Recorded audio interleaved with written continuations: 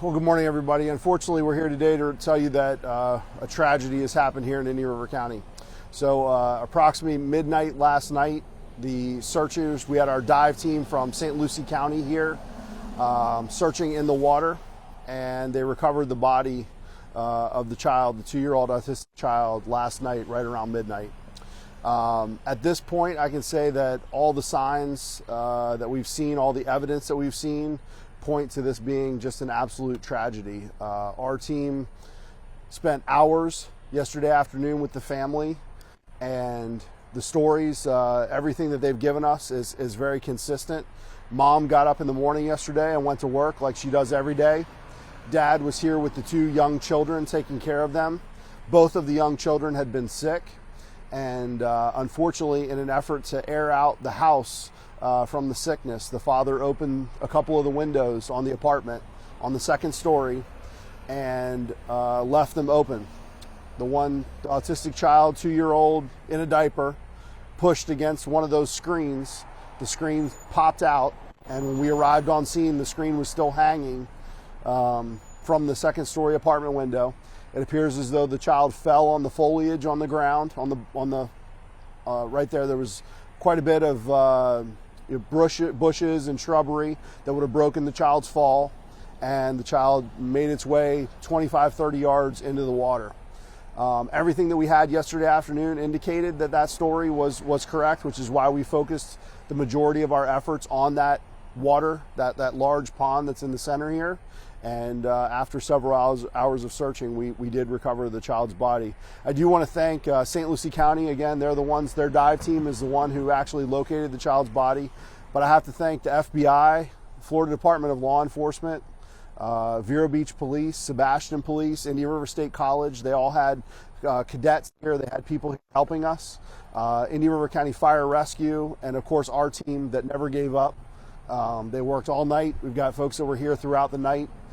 Obviously, we're going to keep our investigative hats on and continue to look at this. We have an autopsy on the child today to ensure that everything that we've seen at this point continues to be consistent. But unfortunately, this is a tragedy, and we're very sad for the family. Our heart goes out to them. You know, we do know the family, prominent family in the community, and so just a terrible tragedy.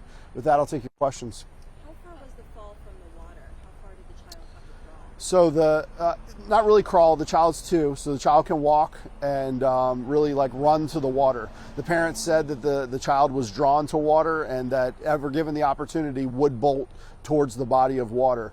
The front of the residence where the child fell out of to the water is probably maybe 30 yards, 25, 30 yards, something like that. Not far at all, and definitely something that could have happened without anybody noticing. You know, it's a busy 2 p.m. afternoon inside the apartment complex. Very plausible that the child fell out the window, took off running directly to the water, and nobody saw it, because we haven't had any witnesses come forward. You know, we really, in our search in the area around, the conversation that we were having is a 2-year-old child in a diaper would be seen. Somebody would have noticed the child wandering. And so the most realistic scenario was that the child did make its way out of the house and quickly into the water. So no one would have heard the baby fall out of the window, maybe make a sound, like the dad wouldn't have heard it from inside the apartment? It's possible. He was inside feeding the other child and giving medicine to the other child. You know, I'm not sure the situation, if he had a TV on, if he had music on inside the house. I don't know the details. Those are all things that, you know, our investigators look into. But this is a child. Doesn't say a whole lot, probably didn't scream, probably didn't have any sort of reaction.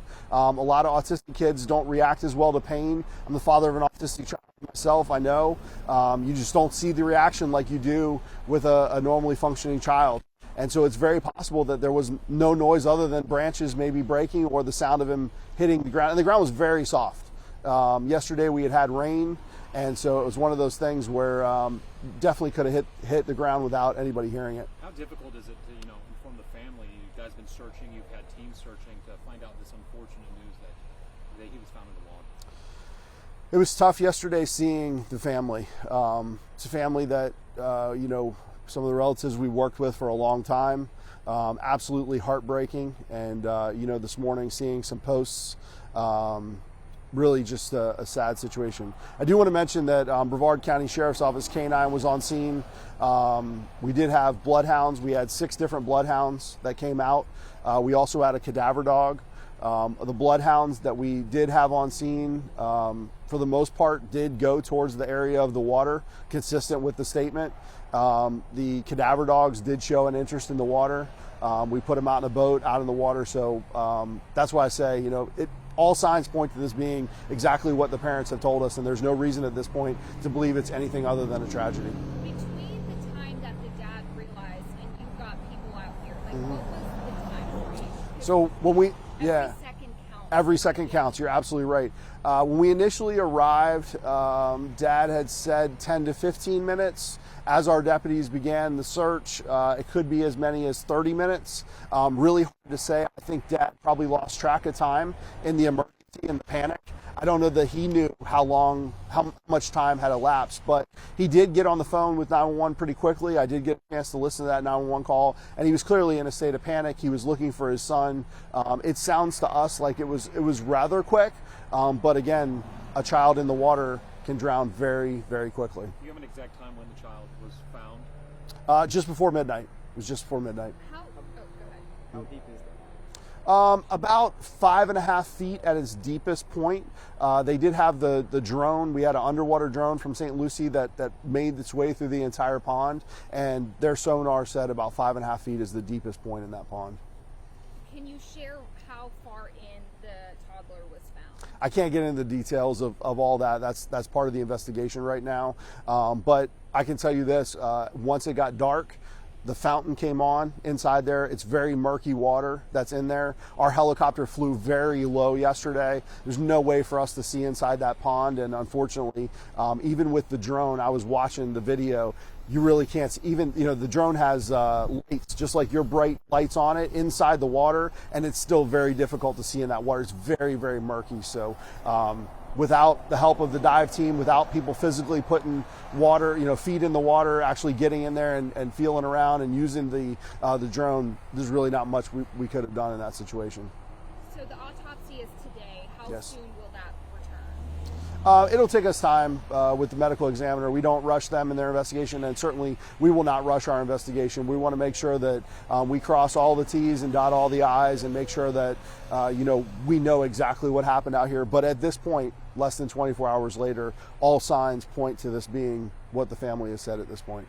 Kind of building off her question, really for you guys and for the agencies involved, what is the next steps? I know the big part was trying to find the child, but now there's further steps. You said the investigation is still open. It is. It's an active investigation. Our team will be busy following up. Our team will continue to be out here interviewing residents, seeing if there's anybody that saw anything, seeing if there is any additional video. We did that yesterday. We canvassed. We talked to a ton of different residents. We're going to continue with those efforts. And really, the next steps, too, are the healing process between our deputies, making sure the folks that were out here that witnessed all of this and that were part of this. Obviously, pulling the child's body out of the water is a tragic event, but then also the family, working with them and making sure that they get the help that they need. So thank you guys for your coverage of this. I also want to say thank you to all the people who independently came out. There were people who just decided that they wanted to search. I know we oftentimes in law enforcement get frustrated by that, but we also know that they're good intentioned people who really just want to be a part of the search. And so a lot of times we can't give you all the information in the moment of what we know and what's going on. And we don't need somebody going missing or getting hurt out there searching on their own. But all of them were very helpful. All of them were very nice. And I just want to say thank you to the community that came forward and assisted with this. So thank you guys. Thank you. I'm Jim Grimes. Click like and subscribe buttons if you want to see more stories like this that impact you.